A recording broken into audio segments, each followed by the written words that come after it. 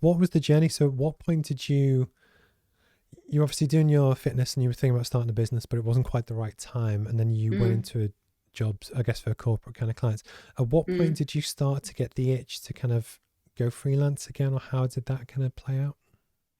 So I don't think I really thought about going freelance, but I was doing these kind of corporate marketing roles. Like I fell into my first one because I ended up going, I was working in the gym at Hilton and I was just getting bored of it, giving out towels. So I went to the HR department and they had I literally, because they were like, I was like, okay, have you got any other jobs?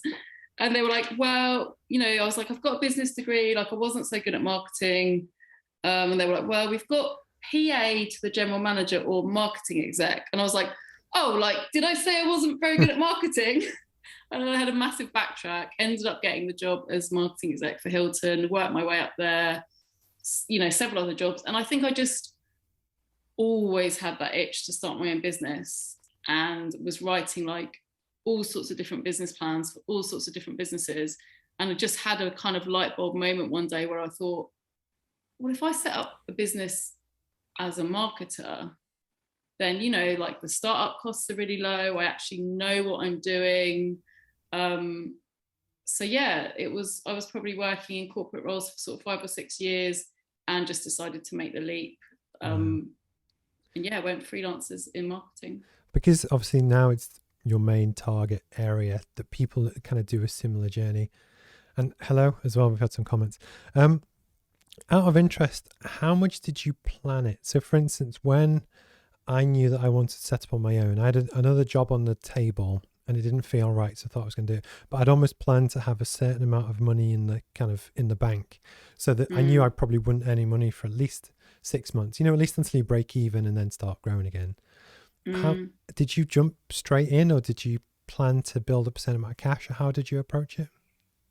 I did jump, yeah, and I'm always really impressed when people say they did this. And I think it's just the ideal situation to get those savings in the bank. I had a corporate job I really enjoyed and decided to leave to go and work with a kind of ex-colleague Hmm. slash sort of friend who ran an agency in Covent Garden, and got there and within about a week was just like, oh my god, this was a terrible decision.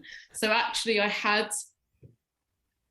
kind of made the leap from corporate, like this kind of, I believe, like it's a bit kind of propaganda-y, like, oh, what are you going to do about your pension and healthcare, and actually all these things that you can still pay into as a freelancer, you can organize for yourself.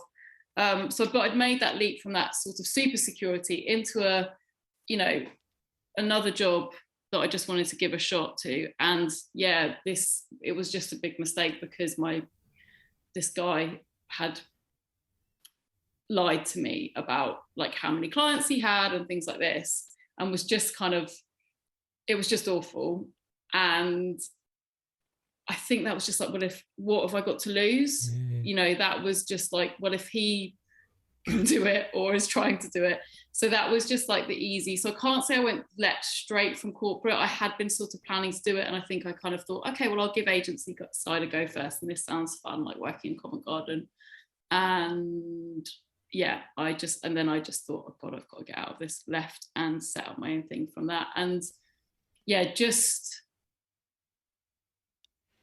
it's just always sort of worked out. I think there's real power. When you're still employed, you just think, well, where am I going to get work Mhm. from? But Mhm. people, when have made that commitment, when you've kind of got your website, you're telling people, right, I'm doing this now. Um, things. That's at the point where things kind of start to happen. And yeah, I remember kind of setting up my own thing, and it was Easter weekend actually, and not having any work, and then kind of getting a text from someone I used to work with saying, hey, like, would you work on this project? And me thinking, well, gosh, I don't have anything else to do. So, and yeah, and always kind of, it was weird. I always find a little bit like when I got my next client, it was at that point I would start to think, oh God, well, what would I have done if this didn't Mhm. happen? I almost didn't panic until I got a client, and then thought, oh gosh. But yeah, I was quite fortunate to get a lot of work from kind of ex-employers or like Yeah. colleagues that I'd worked with that had moved on to other companies. So yeah, I mean, just always be nice to everyone, I think is the motto, is the moral of the story there. But it's like you've got to be mad brave to do it, you know, because there's always an easier option that's a safer option to take a job with someone else.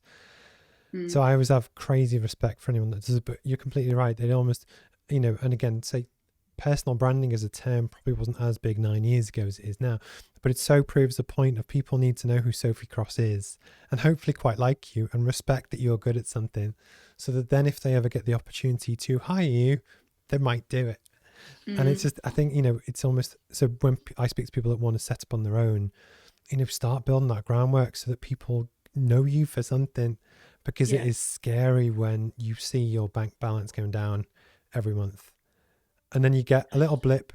So someone told me that, you know, you'll probably get your first job after like 2-3 weeks, but then you won't get your next one for about 2-3 months. And it's obviously you get a little win and you think, oh, it's easy this, and then it's like terrible.